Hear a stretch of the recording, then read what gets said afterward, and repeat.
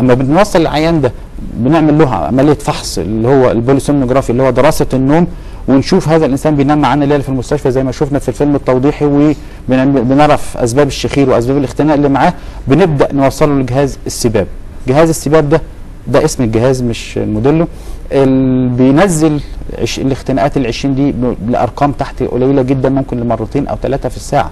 فتخيل واحد كان بيتخنق 120 مره في الليله بقى يتخنق 10 مرات او 12 مره في الليله كلها، طبعا بيغير الكواليتي اوف لايف بتاعت العين تماما. دكتور احمد، يعني صعب من الصعب ان نقلص موضوع يعني او نختصر الحل بحل واحد، لكن بشكل عام برايك يعني بواقع خبره، ما هي اكبر نسبه يعني او اكثر نسبه الاسباب التي تؤدي الى مثل هذه الظاهره؟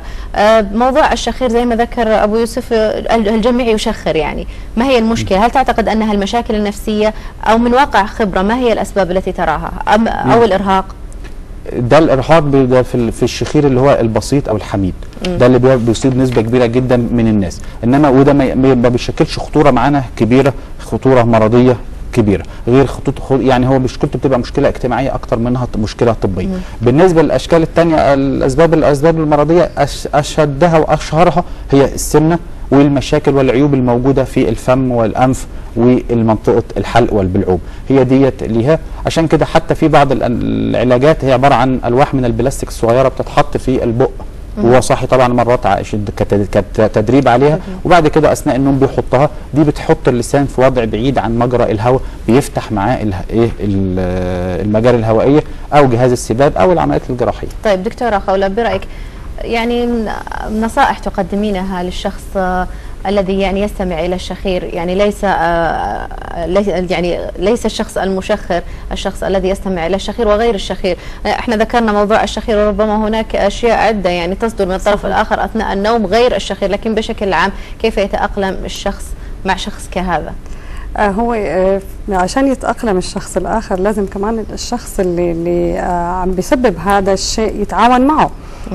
المفروض انه كشخص مسبب للمشكله للشخص الاخر انه يعني يعطي نوع من التعاون، انه مثلا اذا كان عنده مشكله يروح يراجع الطبيب، يعني انه مثلا يصدق انه انت فعلا بتعاني من الشخير، ما ينزعج لو الشخص الاخر صحاه بالليل، انه عدل نومتك او عدل زي ما قال الدكتور الوساده اللي انت نايم عليها.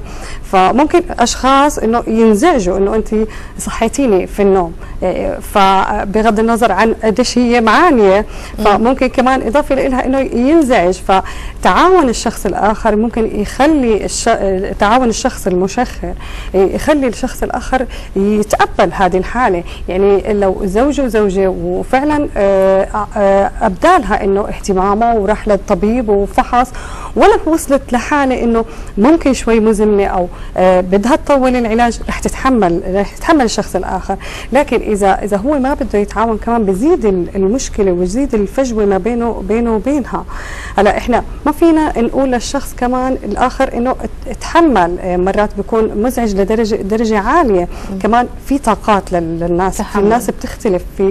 في اشخاص يعني ممكن يكون عندهم برستيج في النوم، ما بيقدروا يتحملوا انه هذا الصوت العالي، فما ننزعج انه لو تركت الغرفه في يوم من الايام على بين ما هو يحل مشكلته. فهو التعاون ما بين الطرفين مطلوب الى ان نتجاوز هاي المشكله. ولو انت ترجعي للحلول اللي قالها الدكتور، وفي حلول عديده توصل للجراحه، يعني في حلول، مش انه الموضوع ميؤوس منه. فما دام في حلول احنا لازم نتعاون، احنا كشريكين لازم نتعاون مع بعض بحيث انه نتجاوز هاي المشكله. لكن اذا انا اصريت على رايي وهي اصرت على رايها فهم بتتفاقم المشاكل.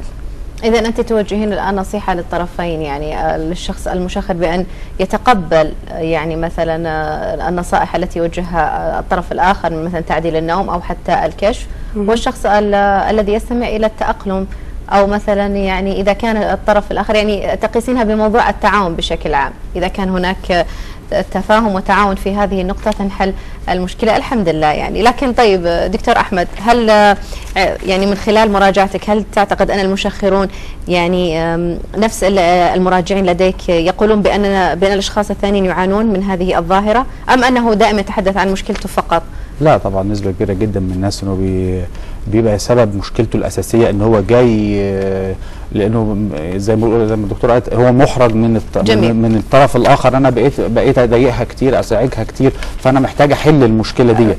لدرجة ان في مريض مرة لما زوجته قالت له على حاجة زي كده، هو يعني ايه احراجا منها عشان يعني يتأكد من الموضوع، اما جه في يوم ينام جاب كاميرا فيديو وسلطها على السرير وعمل فوكس عليها ونام عشان يشوف اللي بيحصل.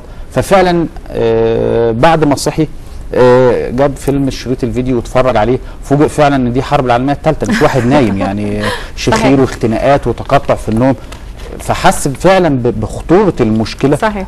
وان مدى صوته ده كان يعني مزعج له بالطرف جميل الاخر. لان هذا هو الحافز لدى ده شيء طبيعي جدا مهم جدا. لا معلش بس اعطيك مداخله. وصلنا الختام يا لا يسعني يعني اوكي اعذريني يعني. الدكتوره خولة صبحة عضو هيئه التدريس بجامعه الملك سعود، اشكرك جزيل الشكر.